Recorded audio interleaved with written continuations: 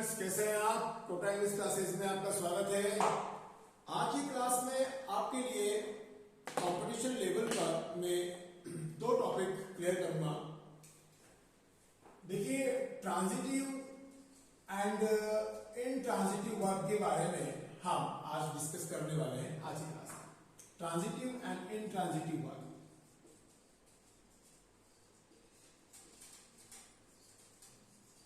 जैसा कि मैंने आपको पिछली क्लासेस में बताया था कि वर्ब दो प्रकार से आपको डिफाइन करनी है, ट्रांजिटिव एंड इनट्रांजिटिव।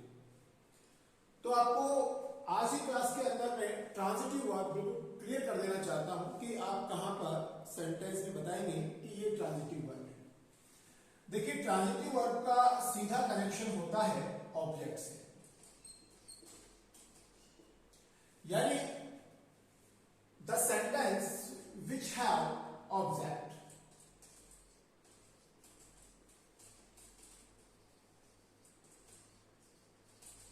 जिस सेंटेंस के अंदर ऑब्जेक्ट होगा वो सेंटेंस और उसमें यूज होने वाली वर्ब ट्रांजिटिव वर्ब कहलाएगी। हिंदी में ट्रांजिटिव का मतलब होता है सकर्मक क्रिया, यानी जो कर्म के साथ आ जाए, सकर्मक क्रिया। अब आपको इसमें बहुत इजीली सेंटेंस निकालने हैं। जैसे कि फर्स्ट एग्जाम में आता है, he was driving a car. Friends, देखिए यहां पर सेंटेंस दिया हुआ है और आपसे पूछा गया है कि जो अंडरलाइंड वर्ब है ये कौन से प्रकार की वर्ब कह रहा है, ट्रांजिटिव या इनट्रांजिटिव। Answer is your. आपको पता है इस सेंटेंस में ऑब्जेक्ट आ रहा है, ऑब्जेक्ट आने की वजह से ये वर्ब ट्रांजिटिव कह रहा है। नाउ इंट्रांजिटिव वर्ब की हम बात करें तो इंट्रांजिटिव वर्ब का मतलब होता है अकर्मक क्रिया, मतलब यहां पर आपको नो ऑब्जेक्ट नहीं मिलेगा। ओके, इंट्रांजिटिव वर्ब में आपको ऑब्जेक्ट नहीं मिलेगा, यानी कि आपको सेंटेंस अकर्मक मिलेगा। अकर्मक इसका हिंदी में ट्रांसलेशन है। एग्जाम्पल की बात करें तो आपको मान लीजिए पेपर में लिखा हुआ है ही रॉट। ओके, उसने लिखा। अंडरलाइन वर्ब क्या है, ट्रांजिटिव है या इनट्रांजिटिव है? आपने देखा यहां पर तो कोई ऑब्जेक्ट है ही नहीं, तो ये जो वर्ब है ये कहलाएगी इनट्रांजिटिव वर्ब। आई होप इस क्लास के अंदर आपको ट्रांजिटिव और इनट्रांजिटिव का डिफरेंट बहुत क्लियर हुआ होगा।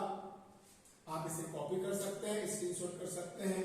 नेक्स्ट क्लास के अंदर मैं आपको फिनिट एंड इनफिनिट वर्ब का डिफरेंट बताऊंगा।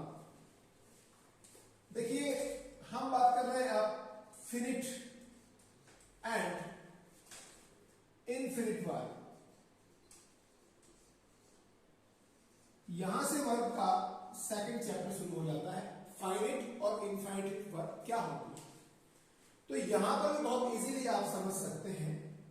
फाइनिट वर्ब जो होती है वो डायरेक्ट सब्जेक्ट को कनेक्ट होती है, यानी फाइनिट वर्ब आप वहां मानेंगे जहां पर सब्जेक्ट होगा। For example, I wrote a letter. देखिए बच्चों, यहां पर सेंटेंस में आपसे पूछा कि जो वर्ब है ये कौन सी है। आपने बोला ये वर्ब तो ट्रांजिटिव वर्ब है क्योंकि इसमें ऑब्जेक्ट आ रहा है। लेकिन अब आपसे क्वेश्चन पूछा गया है केवल दो ऑप्शन के आधार पर कि ये फाइनिट वर्ब है या इनफिनिट वर्ब है या नॉन फिनिट वर्ब है। तो आपको यहां पर ये देखना है कि अगर सेंटेंस में सब्जेक्ट है, सेंटेंस में अगर वर्ब डायरेक्टली वर्ब को सब्जेक्ट कनेक्ट कर रहा है या किसी सेंटेंस में अगर सब्जेक्ट है तो आप वहां पर फाइनिट वर्ब कहेंगे।